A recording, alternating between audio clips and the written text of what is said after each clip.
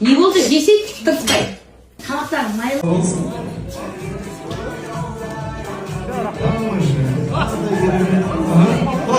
Былай жүрек жасап тұрайық та, жүрек жасап тұрайық. Торттың ішінен асыл жын шықса жүрек жасап.